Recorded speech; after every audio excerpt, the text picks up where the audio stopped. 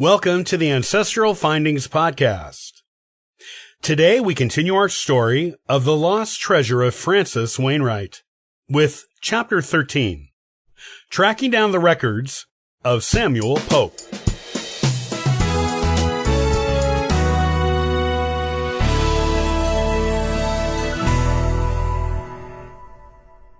Samuel Pope, the cousins quickly discovered with a simple Google search, was a blacksmith from Salem, around the same time Francis was living in Ipswich. Samuel was also a Quaker. Grace pointed out how strange it was for a Puritan like Francis to hire a Quaker, even during a time of greater Quaker toleration by the Puritans. Once the Quaker persecutions ended, thanks to royal intervention from England, the Puritans in the colonies were still not eager to associate with those whom they considered heretics. Samuel Pope must have really known what he was doing. And further research on Google revealed Samuel did know what he was doing. In fact, he was a sought-after expert in the Essex County area and up into New Hampshire during his day. He was the one with whom all the other top blacksmiths of the area served their apprenticeships. Generations of Massachusetts and New Hampshire blacksmiths could trace their knowledge of the craft back to a father, grandfather, or great-grandfather who apprenticed with Samuel Pope.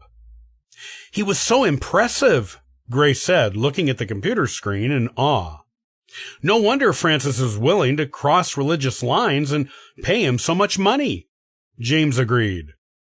We're going to have to go to Salem to find any commerce records he left, Christine said. There wasn't anything online beyond basic genealogy information. I checked on my phone while the rest of you were looking up Samuel's actual identity. The Salem Town Hall? Emily suggested. That is where those types of records are usually kept, and the records go back pretty far in time. Or the Peabody Essex Museum, Christine mentioned. They have an insane amount of records going back to the 1600s. All of the Salem witchcraft trial transcripts are kept there. Well, why don't we try the museum first? James decided. And then go to the town hall, if there isn't anything at the museum. Sounds good to me, Adam said, nodding. The rest of the cousins all nodded their consent to this plan. The next thing they knew, they were all in Christine's car, headed for Salem. Since Essex County is a relatively small county, as far as counties go, they were able to arrive at the modern-looking and attractive Peabody Essex Museum from Christine's house in about half an hour. All five cousins jumped out of the car almost before it was in park, so eager were they to get inside the building. After a brief consultation with one of the museum docents, they were brought to a research room containing tens of thousands of pages of ancient documents. It looked like it would take years to find what they needed, but somehow the docent was able to pull out what they needed without even thinking about it. Here you go, the older woman said, smiling. She handed them a thick manila folder full of ancient papers. Some of them were in plastic sheet protectors, while others were open to be touched. Samuel Pope did a lot of business in his heyday. The docent indicated a large table where they could all sit. Let me know if you need anything else, she said cheerily as she left them alone in the room. And when you're done, just leave the folder on the table. It was obviously going to take a long time to find what they needed. That much was clear from their first glance at what the folder contained. Every sheet of linen or hemp paper was handwritten, usually in tiny, archaic script, and not always in straight lines. There were plenty of scratch-outs and corrections, too, as well as notes in the margins, and even between the lines on many of the pages. They might be there all day. Heck, they might have to come back a few days in a row to find what they needed.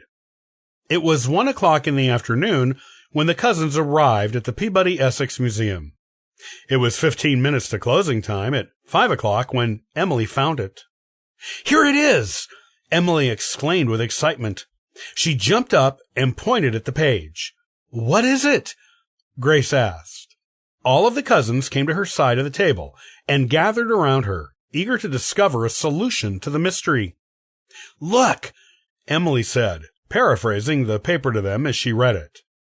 "It says here that Francis Wainwright commissioned Samuel Pope to put a megalith of a memorial plate dedicated to Philippa on the Wainwright family tomb in Ipswich.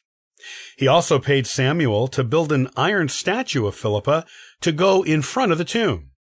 It was to be twice her size in life, so no one would miss it, and to be modeled on her miniature portrait, along with an extra description that Francis provided of her in a letter to Samuel.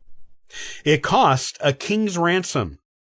Francis spared no expense to make sure no one forgot his wife and only true love.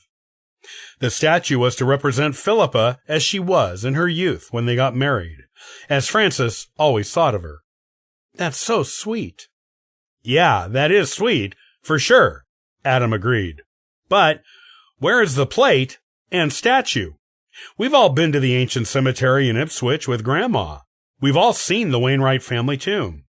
It's impressive compared to most of the others, but there are a few other ones there like it, and there is certainly no plate and no statue on it."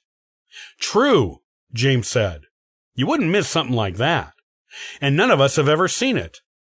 Did Samuel not build it? Was the project too big?" "No," Emily assured him. "It says right here that Samuel accepted the money. Francis's account was paid in full, and there was no refund. He did the work. The question is, where is the result? Where is the finished product?"